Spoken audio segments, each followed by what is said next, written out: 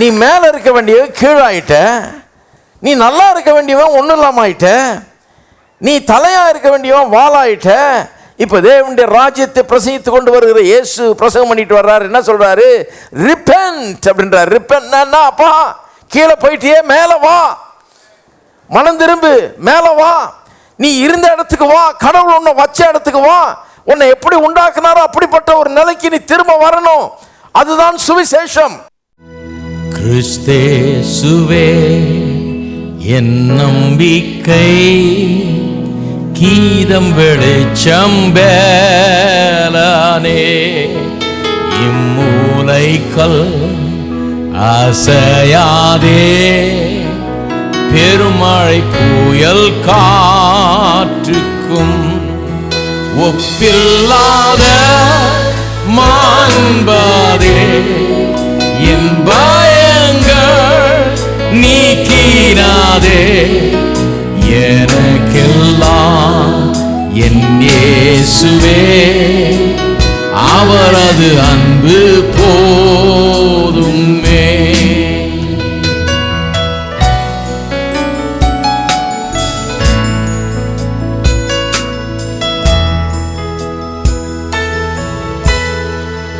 கிறிஸ்தேசுவில் மாதேவனே அவதரித்தார் பாலகனாய்,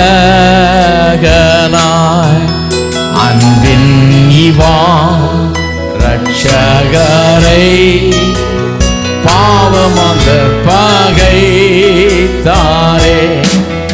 என் பாவங்கள் சுமந்தாரே, கோபாக்கினை நீக்கினாரே, கல்வாரியில் மரித்தாரே, மரித்தென்னை வாழ வைத்தாரே.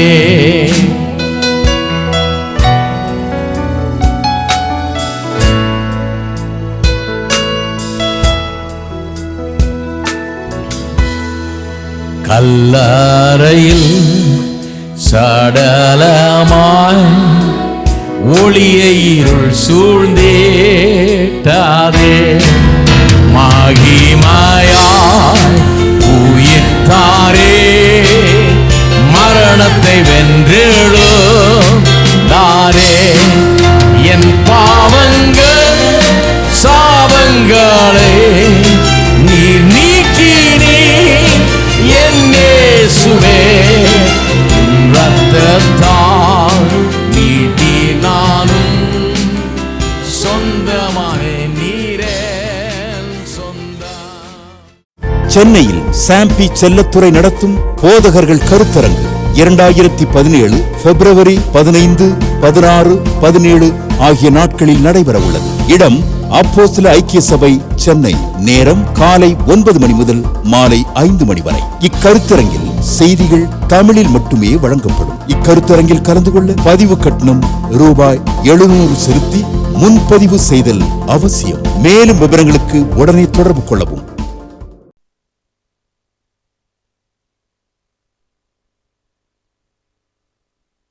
தேவனுடைய ராஜ்யம் வந்திருக்கிறதே, உங்கள் மத்தியில் வந்திருக்கிறதே என்று இயேசு சொன்னார். பரிசேயர் வந்து கேட்குறாங்க எப்போ வரப்போகுதுன்னு.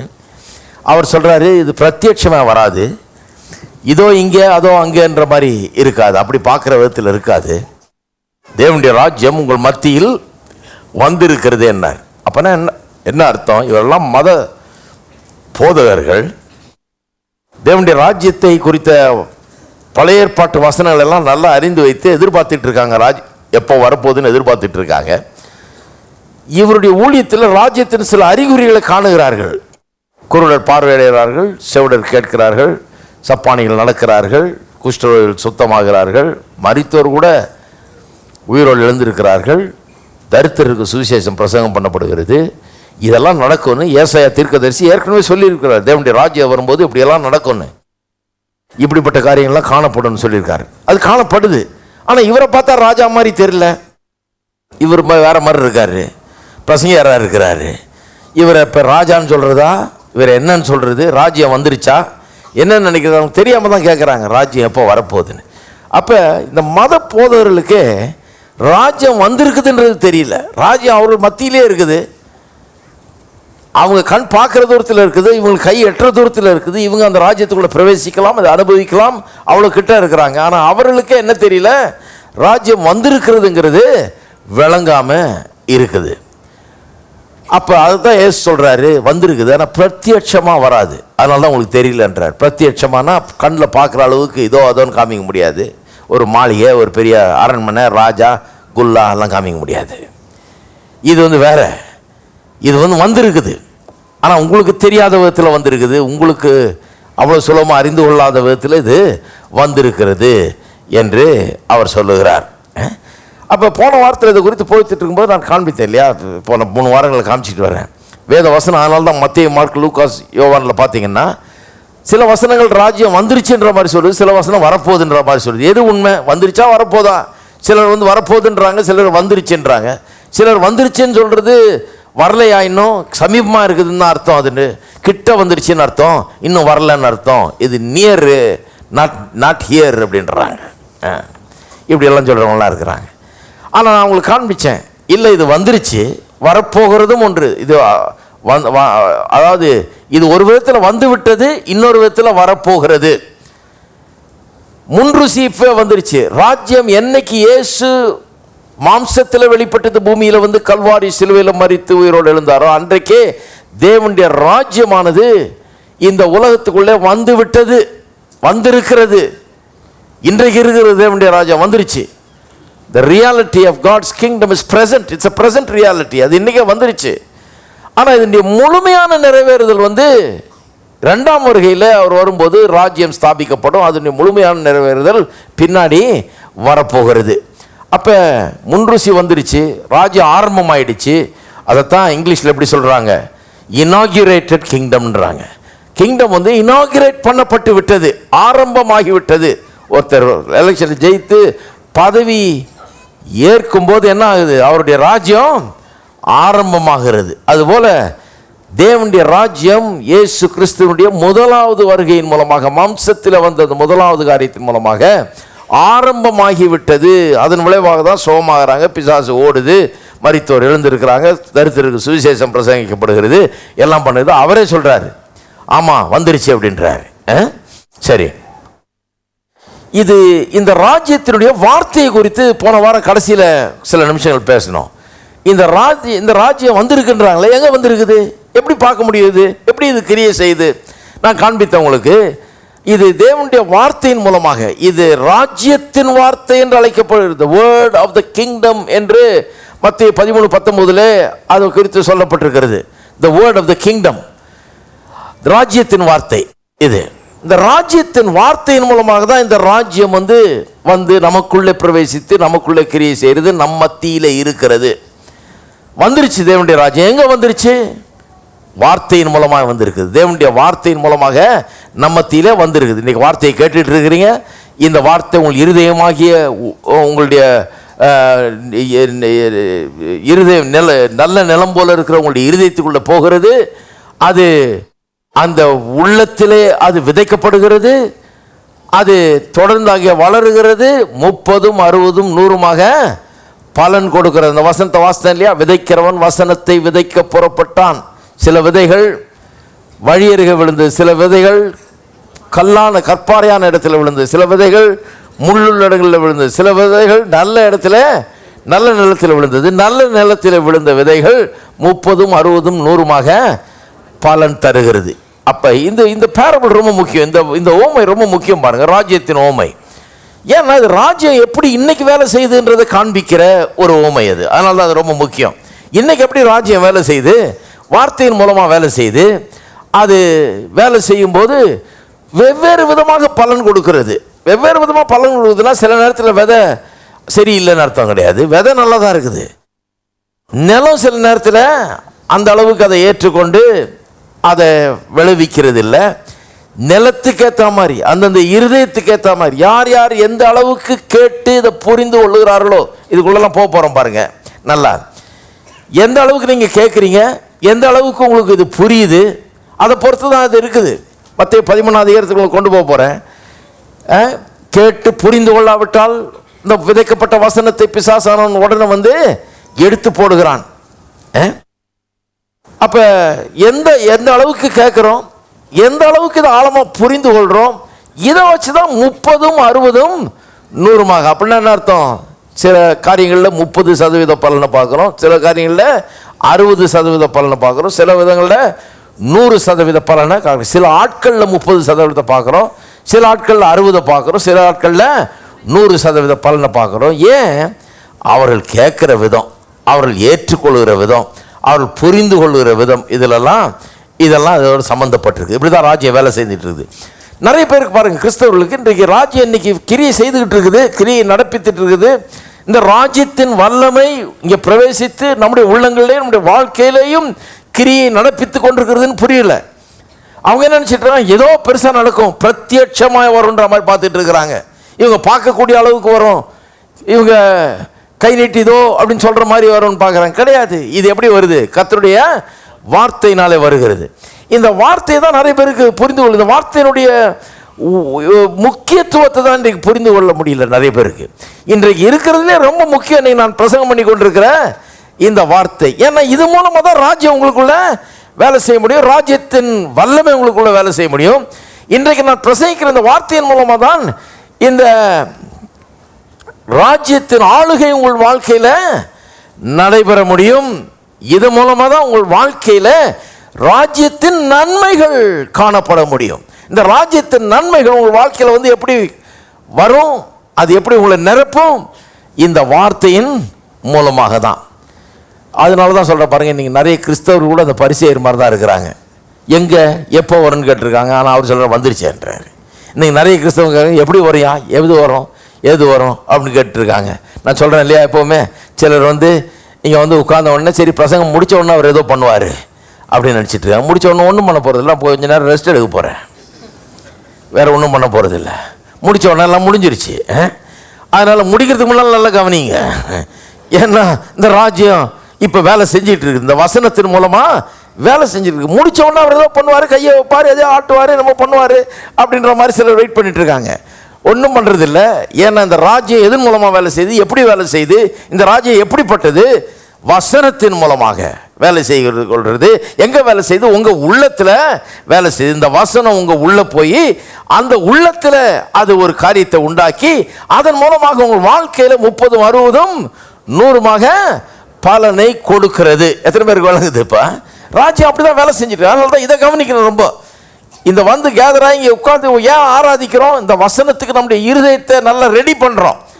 போய் நேராக போய் விதைக்கிறது இல்லை, கொஞ்சம் ரெடி பண்ணுறோம், நிலத்தை ரெடி பண்ணிவிட்டு அப்புறம் தான் விதைக்கிறோம். அப்போ அதுக்காக தான் பாட்டெல்லாம் பாடி ஆராதித்து எல்லாம் பண்ணி இந்த இருதயமாகிய நிலத்தை ஆயத்தப்படுத்தி இந்த விதைக்கிறதுக்காக இதை சீர்படுத்தி ஆயத்தப்படுத்துகிறோம். ஏன்னா இந்த வசனம் உள்ளே போகணும். இந்த வசனம் உள்ளே போய் இது முளை விட்டு கிளம்பி இது வளர்ந்து பெரிய மரமாகி இது கொஞ்சம் நேரம் ஆகுது, கொஞ்சம் நாள் ஆகுது, இது கொஞ்சம் டைம் எடுக்குது. இது ஒரு ப்ராசஸ். இது மொல்லமாக தான் வரும், ஆனால் நிச்சயமாக வரும். அது வளர்ந்து பெரிய மரமாகி நிறைய பேருக்கு நிழலை தரும், நிறைய கனிகளை தரும். இதன் மூலமாக நிறைய பயன் உண்டு, ஆனால் இதுக்கு டைமு எடுக்கும். ஏன்னா தேவனுடைய ராஜ்யம் அப்படித்தான் வேலை செய்து கொண்டிருக்கிறது, வார்த்தையின் மூலமாக வேலை செய்து கொண்டிருக்கிறது. நிறைய கிறிஸ்தவத்தை ஏதோ ஒரு சடங்காச்சாரமாக எண்ணிக்கொண்டு ஆமாம் நான் ஞானஸ்தானம் எடுத்துட்டேன், ஆமாம் நான் கோயிலுக்கு போனனாக்கம் வந்தனாக்கம் அப்படின்னு இருக்கிறாங்க. அதெல்லாம் கிறிஸ்தவ ஜீவியம். கிறிஸ்தவ ஜீவியன்றது அதுக்கு அப்பாற்பட்ட ஒன்று. கடவுளுடைய வார்த்தை உங்களுடைய உள்ளத்தில் போய் உங்கள் வாழ்க்கையில் கிரியை செய்து 30, 60, 100 பலன் கொடுக்குற காரியம் தான் கிறிஸ்தவ ஜீவியம். சரி, மார்க் 1 இதனால தான் பாருங்க, இயேசு பிரசங்கித்த போது இப்படி பிரசங்கித்துட்டு வந்தாராம்.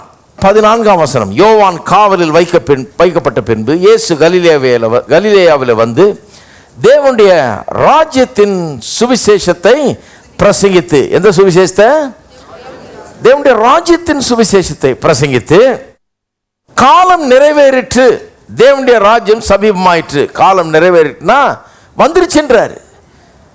தேவனுடைய ராஜ்யம் சமீபமாயிற்று. தேவனுடைய ராஜ்யம் காத்துட்டு இருந்தீங்களே தோ அப்படின்றார். தோ அது கிரியை செய்யறதுக்கு உங்களுடைய உள்ளங்களில் நுழைஞ்சு அது கிரியை செய்யறதுக்கு ஆயத்தமாக இருக்குது, வந்துருச்சு, சமீபமாக இருக்குதுன்றார். மனம் திரும்பி சுவிசேஷத்தை விசுவாசிங்கள்ன்றார். பாருங்க, ஏன் இந்த வார்த்தையின் மூலமாக தேவனுடைய ராஜ்யம் கிரியை செய்துன்றதை புரிந்து கொள்ள வேணும். ஏன் வார்த்தை தான் உள்ளே போய் நிலமாகி இருதயத்தில் விழுந்து அது 30, 60, 100 பலன் கொடுத்து இப்படி தான் ராஜ்யம் வேலை செய்யுதுன்னு ஏன் சொன்னார் இயேசு அந்த ஓமையில்? அந்த ஓமையை நல்லா ஆழமாக பார்க்க போகிறோம் இல்லையா? இன்னும் வர வாரங்களில் அதெல்லாம் இன்னும் கொஞ்சம் ஆராய்வோம். ஏன் அப்படி சொன்னார்ன்னு சொன்னால், மனுஷனை கடவுள் உண்டாக்குன போது மட்டும் இல்லை, உலகத்தையே உண்டாக்குன போது எப்படி உண்டாக்குனார்? தம்முடைய வார்த்தையின் மூலமாக தான் உண்டாக்குனார் இல்லையா? அவர் சொல்ல அப்படியே ஆயிற்று, சொன்னார் அப்படியே ஆயிற்று. அதான் சிருஷ்டிப்பு. 1ஆம் அதிகாரத்தில் போனீங்கன்னா ஒரு காரியம் திரும்ப திரும்ப வருது. தேவன் வெளிச்சம் உண்டாக்கப்படுவது என்று சொன்னார், ஆகாயவரை உண்டாக்கப்படுவது என்று சொன்னார், இது சொன்னார், அது சொன்னார்னு மறுபடியும் ஒரு 7 தடவை வருது. சொன்னார்னு. அதன் பிறகு சொன்னபடியே ஆயிற்றுன்னு வருது. அதன் பிறகு நல்லது என்று கண்டார்னு வருது. அப்போ முதல் அதிகாரத்தினுடைய சாராம்சமே என்னன்னா, கர்த்தர் தம்முடைய வார்த்தையினாலே எல்லாத்தையும் சிருஷ்டித்தது மட்டும் இல்லாமல் எபிரேயர் 1ஆம் அதிகாரத்தில் சொல்லப்பட்டிருக்கிறது, சிருஷ்டித்த எல்லாவற்றையும் தம்முடைய வார்த்தையினாலே தாங்குகிறார் என்று எபிரேயர் 1:3 சொல்லப்பட்டிருக்கிறது. எல்லாவற்றையும் தாங்குகிறார். சிருஷ்டித்தது மட்டும் இல்லை, இன்னைக்கு வரைக்கும் அதை தாங்கி கொண்டிருக்கிறார். எதனால? வார்த்தையினால தாங்கி கொண்டு இருக்கிறார். அப்போ பாருங்கள், மனுஷனை சிருஷ்டித்தார் தேவன். மனுஷனை சிருஷ்டித்த போது எப்படி சிருஷ்டித்தார்? அவனை எல்லாவற்றையும் ஆண்டு கொள்ளும்படியாக சிருஷ்டித்தார். ஆண்டு கொள்ளும்படியானா அவனை எல்லா சிருஷ்டிப்புக்கும் மேலே வைத்தார். அவன் தான் டாப், மேலே இருந்தான் பாருங்க. அவன் பாவம் செய்ததன் மூலமாக, பாவம் உலகத்தில் பிரவேசித்ததன் மூலமாக அவன் என்ன பண்ணான்? டாப்பில் இருந்தவன் இப்போ பாட்டமுக்கு வந்துட்டான், கீழே வந்துட்டான். மேலே இருக்கிற வேண்டிய கீழே இருக்கிறான், தலையாக இருக்கிற வேண்டியவன் வால் ஆயிட்டான். இப்போ அப்படி ஆயிட்டான். பாவம் அப்படி பண்ணிடுச்சு. இப்போ இயேசு பிரசங்கம் பண்ணிட்டு வர்றார். என்ன பிரசங்கம் பண்ணிட்டு வர்றார்? தேவனுடைய ராஜ்யத்தை. என்னன்னு பிரசங்கம் பண்ணுறாரு? மனம் திரும்பி அப்படின்றார். இந்த மனம் திரும்பின உடனே, இந்த மனம் திரும்புறதுன்றதே ஒரு நெகட்டிவ் கானோட்டேஷனோட தான் எல்லாம் சொல்கிறாங்க. ரிப்பென்ட்னு சொல்லும்போது அது ஒரு மாதிரி நெகட்டிவாக தான் நமக்கு புரிஞ்சிருக்குது எத்தனையோ வருஷமாக. அது அதில் எதுவும் பாசிட்டிவாக எதுவும் இருக்கிற மாதிரி தெரியல. ஏதோ நம்ம பண்ண தப்புக்கெல்லாம் நம்ம மறந்துடணும், அவ்வளோதான் அதில் இருந்து விளங்குச்சு நமக்கு. ஆனால் உண்மையாகவே அந்த ரிப்பென்ட்ன்ற ஆங்கில வார்த்தையை கொஞ்சம் பாருங்கள். ரிப்பென்ட் அப்படின்ற வார்த்தை 2 வார்த்தையிலேருந்து ரீ அப்புறம் பென்ட். ரீ என்று சொன்னால் அது ப்ரீஃபிக்ஸ் இல்லையா? அந்த ரீ என்கிற வார்த்தைக்கு அர்த்தம் என்ன? மறுபடியும். இப்போ என்ன சொன்னேன்? கப்ஸ் எல்லாம் ரிட்டர்ன் பண்ணுங்க. ரிட்டர்ன் என்ன? உங்கள்கிட்ட கொடுத்தாங்க, கொடுத்த ஆள்கிட்ட திருப்பி கொடுங்க, கொடுத்தது திரும்பி கொடுங்க. ரிட்டர்ன் பண்ணுறோம் இல்லையா? போயிட்டு நான் ரிட்டர்ன் வர போகிறேன்றீங்க. ரிட்டர்ன் என்ன? திரும்ப இருந்த இடத்துக்கு வரப்போ. அந்த ரீன்றது திரும்ப இருந்த இடத்துக்கு திரும்ப வருவதை குறிக்கிறது. இருந்த நிலைக்கு ஒரு திரும்ப கொண்டு வருவது அதை குறிக்கிறது. இந்த கப்பை எடுத்துகிட்டு போகிற ரிட்டர்ன் பண்ணுன்றோம். அப்படின்னா எடுத்துகிட்டு போன இடத்துல திருப்பி கொண்டு வந்து வைன்றோம். அதான் ரீ. பென்ட்ன்றது அப்பார்ட்மெண்ட்லாம் கட்டுறாங்க இல்லையா? அப்பார்ட்மெண்ட்லாம் சில அப்பார்ட்மெண்ட்டில் பார்த்தீங்கன்னா மேலே போனீங்கன்னா எல்லாத்தோட மேல் மாடியில் 2, 3, 4 அப்பார்ட்மெண்ட்டை சேர்த்து ஒரே அப்பார்ட்மெண்ட்டை கட்டிடுவாங்க. அதுக்கு பேர் என்ன? Pent house. பென்ட்னா என்ன? டாப்னு அர்த்தம். அப்போ ரீபென்ட்னா ரிட்டர்ன் டு த டாப். நீ மேலே இருக்க வேண்டியவன், நீ மேலே இருக்க வேண்டியவன் கீழாயிட்ட. நீ நல்லா இருக்க வேண்டியவன் ஒன்றும் இல்லாமல் ஆயிட்ட. நீ தலையா இருக்க வேண்டியவன் வாளாயிட்ட. இப்போ தேவனுடைய ராஜ்யத்தை பிரசங்கித்து கொண்டு வருகிற இயேசு பிரசங்கம் பண்ணிட்டு வர்றாரு. என்ன சொல்றாரு? ரிப்பென்ட் அப்படின்றார். ரிப்பென்ட்னா அப்பா கீழே போயிட்டியே, மேலே வா, மனம் திரும்பு, மேலே வா, நீ இருந்த இடத்துக்கு வா, கடவுள் உன்னை வச்ச இடத்துக்கு வா, உன்னை எப்படி உண்டாக்குனாரோ அப்படிப்பட்ட ஒரு நிலைக்கு நீ திரும்ப வரணும். அதுதான் சுவிசேஷம். இருக்கீங்களா? தேவனுடைய ராஜ்யத்தின் சுவிசேஷம் அதுதான். தேவனுடைய ராஜ்யத்தின் சுவிசேஷம் வெறும் நான் பாவம் செஞ்சுட்டு ஆண்டவரே என்னை காப்பாத்துன்றது இல்லை.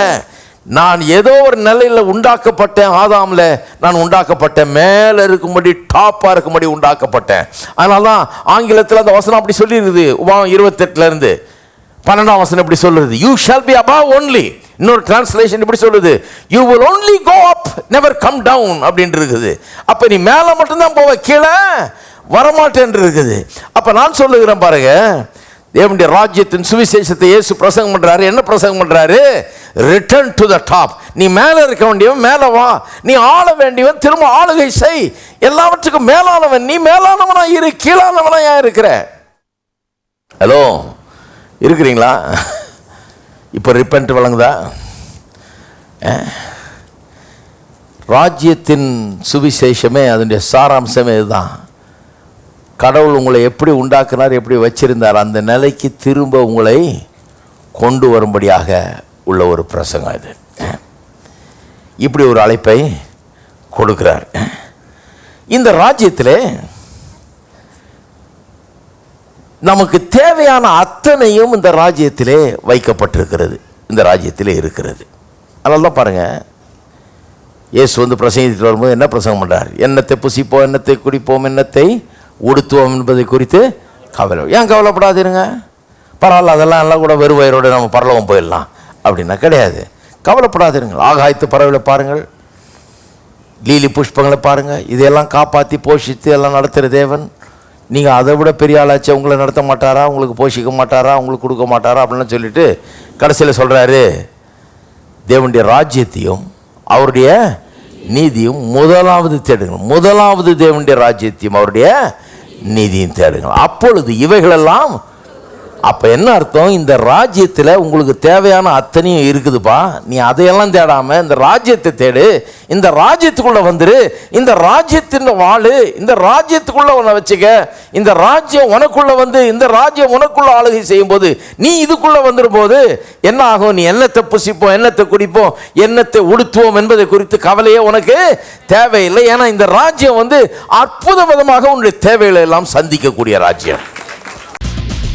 மலையே நீலை பெயர்ந்து விலகுமா, மலையே நீ விலகி போவேன இயேசுவின் நாமத்தில் பேசுகிறேன், விசுவாசத்தான் நிலை நின்றிடுவேன் நான். மலையே நீலை பெயர்ந்து விலகுமா, மலையே நீ விலகி போவேன இயேசுவின் நாமத்தில் பேசுகிறேன், மலையே விலகிடு. மலையே நீலை பெயர்ந்து விலகுமா, மலையே நீ விலகி போவேன இயேசுவின் நாமத்தில் பேசுகிறேன், விசுவாசத்தால் நிலை நின்றிடுவேன் நான். மலையே நீலை பெயர்ந்து விலகுமா, மலையே நீ விலகி போவேன இயேசுவின் நாமத்தில் பேசுகிறேன், மலையே நீ விலகிடு.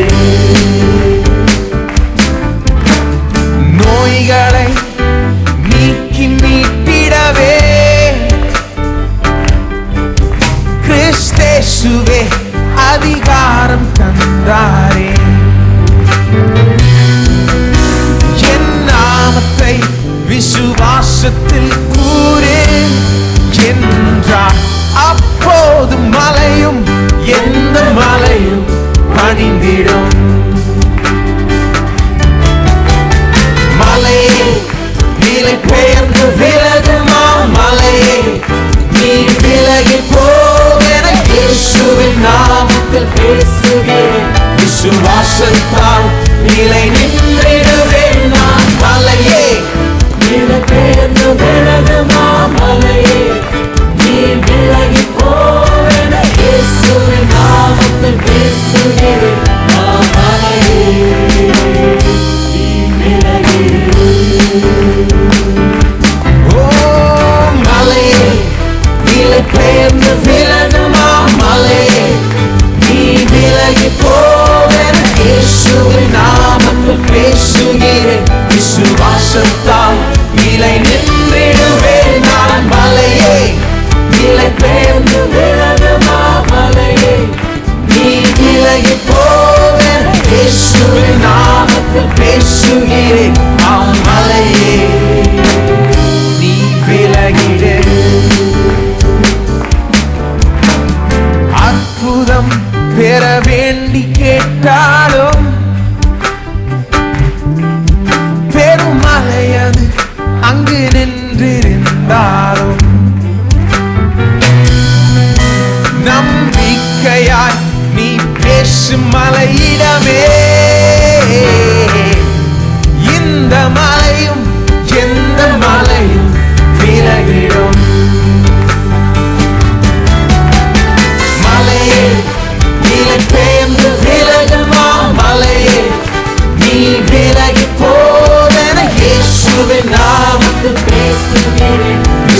விசுவாசத்தால் நிலை நின்றிடுவேன் நான் மலையே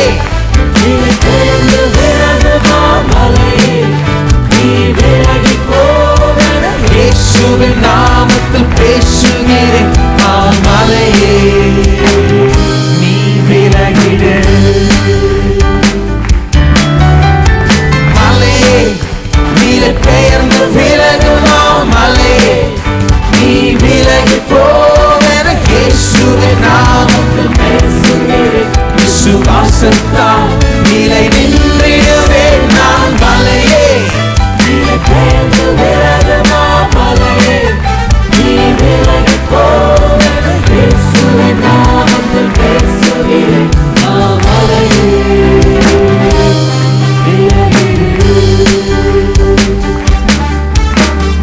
அற்புதம் பெற வேண்டி கேட்டாலும் பெரும் மலையது அங்கு நின்றிருந்தாலும் நம்பிக்கையாய் நீ பேசும் மலையிட